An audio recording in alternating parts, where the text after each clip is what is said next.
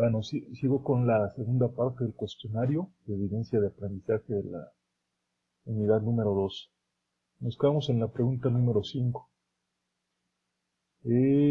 Esta dice, ¿qué porcentaje de sangre se encuentra en promedio en los diferentes componentes del sistema circulatorio? Aquí tenemos el sistema circulatorio y aproximadamente el 84% de todo el volumen de sangre del organismo se encuentra en la circulación sistémica. ¿Sí? Aquí tenemos los vasos sistémicos. El 16% se encuentra en el corazón y en los pulmones. Y del 84% que se encuentra en la circulación sistémica, el 64% está en las venas, ¿sí? El 13% está en las arterias y el 7% está en los capilares. El corazón contiene el 7% de la sangre y los vasos pulmonares tienen el 9%. Resulta sorprendente el bajo volumen de sangre que hay en los capilares, ¿sí? Aunque allí es donde se produce la función más importante de la circulación, la difusión de las sustancias que entran y salen entre la sangre y los tejidos. Pero recordemos también que los capilares pues son muy pequeñitos, ¿no? Su diámetro promedio es de 8 micras. Entonces, pues realmente es muy poca sangre la que contienen, pero volvemos a lo mismo, ¿no? Son de suma importancia, porque con ellos se nutre todo el sistema. Bueno, pasamos a la pregunta número 6. Y esta dice, ¿cuáles son las distintas presiones en los diferentes componentes del sistema circulatorio? Bueno, ok, la presión sanguínea se mide en milímetros de mercurio, ¿sí? Aquí tenemos esta gráfica, milímetros de mercurio. Tenemos la circulación sistémica y la circulación pulmonar.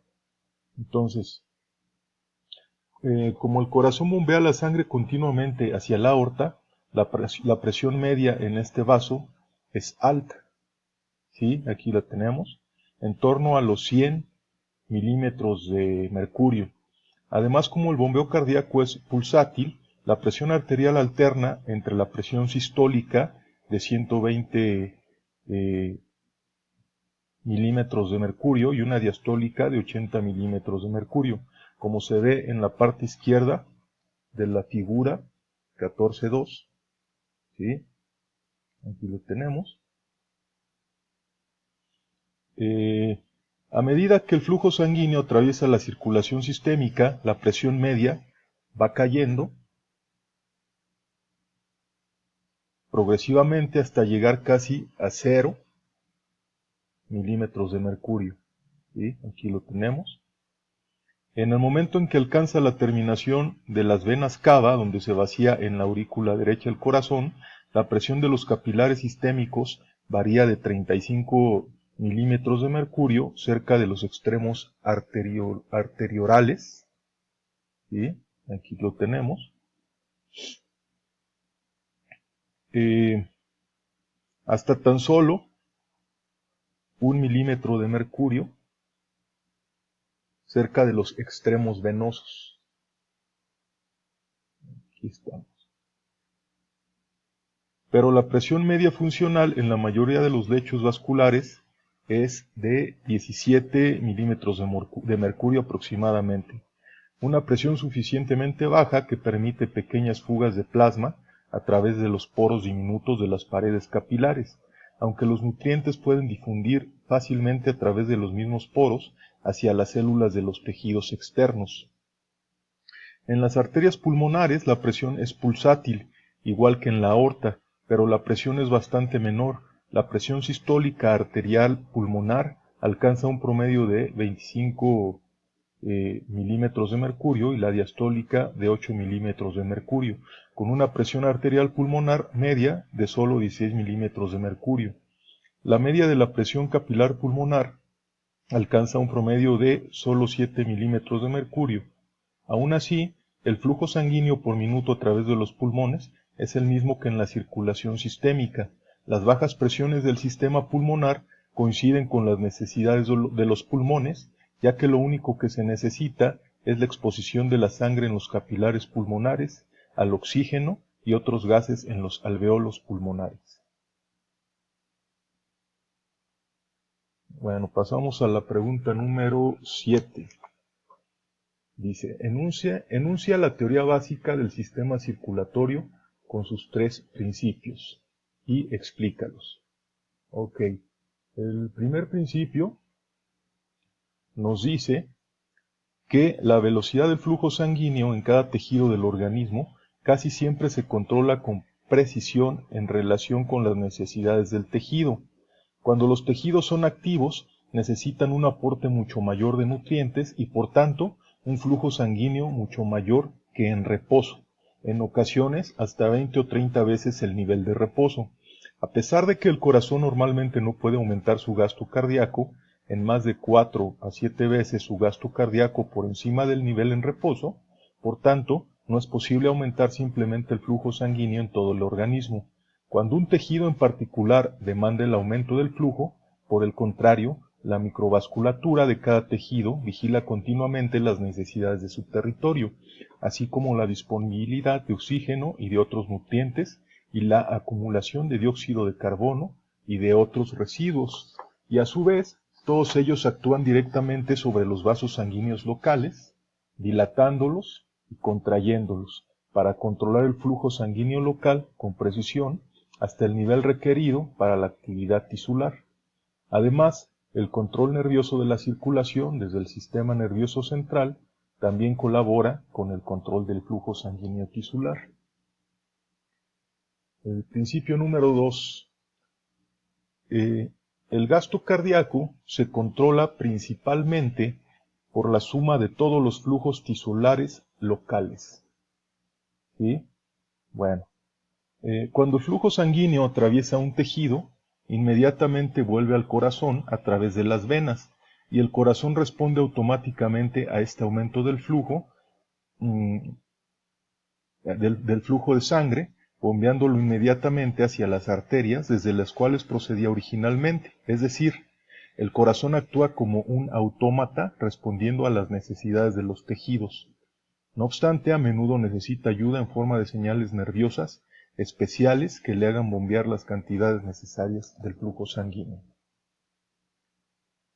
El principio 3 nos dice, en general, la presión arterial se controla independientemente a través del control del flujo sanguíneo local o mediante el control del gasto cardíaco.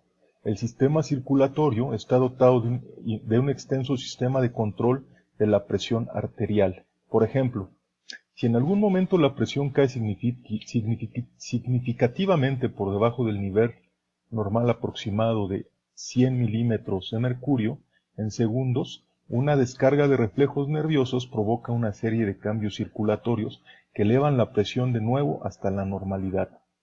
En especial, las señales nerviosas aumentan la fuerza de bomba del corazón, provocan la contracción de los grandes reservorios venosos para aportar más sangre al corazón y provocan una constricción generalizada de la mayoría de las arteriolas a través del organismo, con lo que se acumula más sangre en las grandes arterias para aumentar la presión arterial.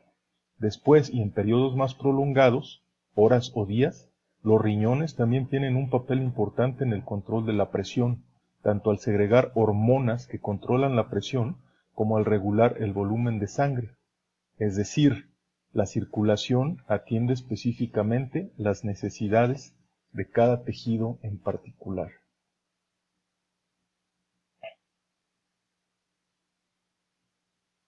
Bueno, en la pregunta número 8 nos pide mencionar qué es el flujo sanguíneo. ¿Sí? El flujo sanguíneo es sencillamente la cantidad de sangre que atraviesa un punto dado de la circulación en un periodo de tiempo determinado.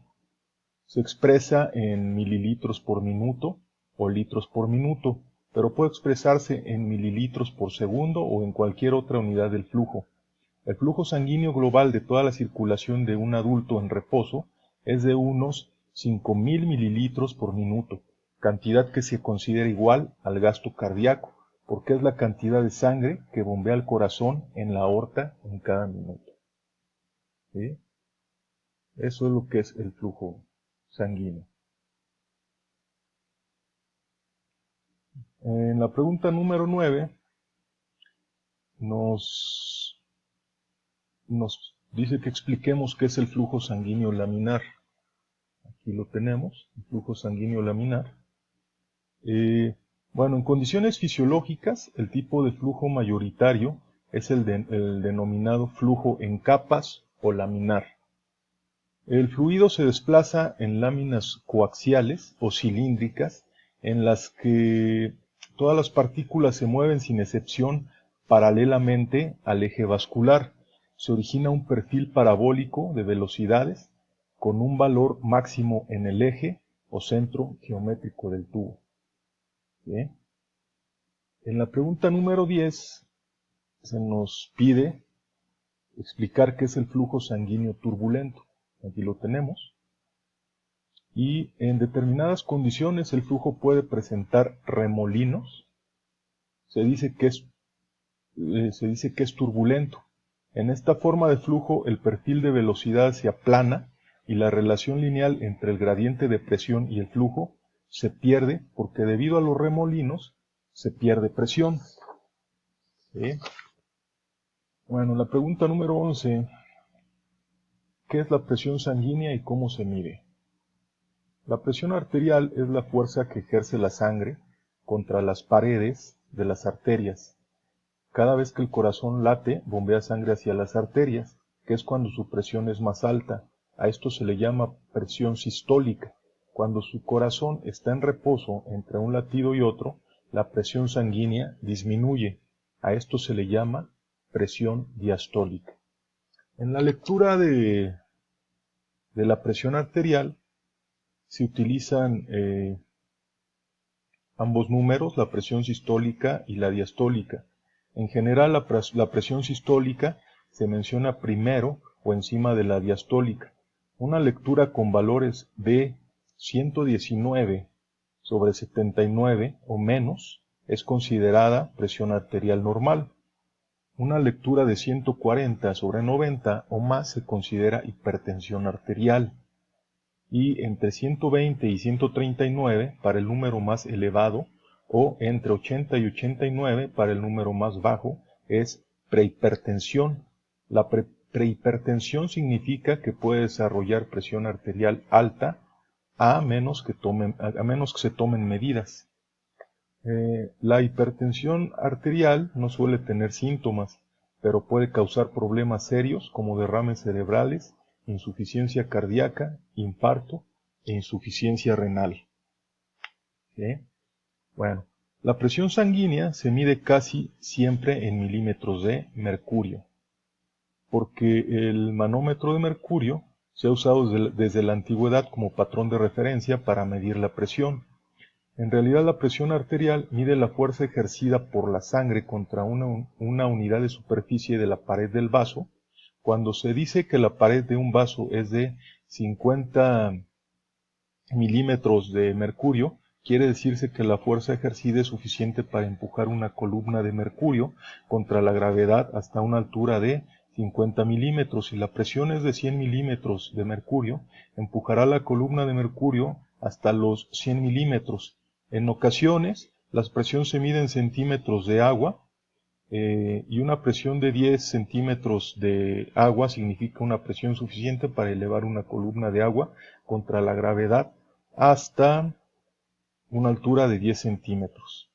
Una presión de 1 milímetro de mercurio es igual a una presión de 136 centímetros de 1.36 centímetros de agua, porque la densidad de mercurio es 13.6 veces mayor que la del agua, y 1 centímetro es 10 veces mayor que 1 milímetro.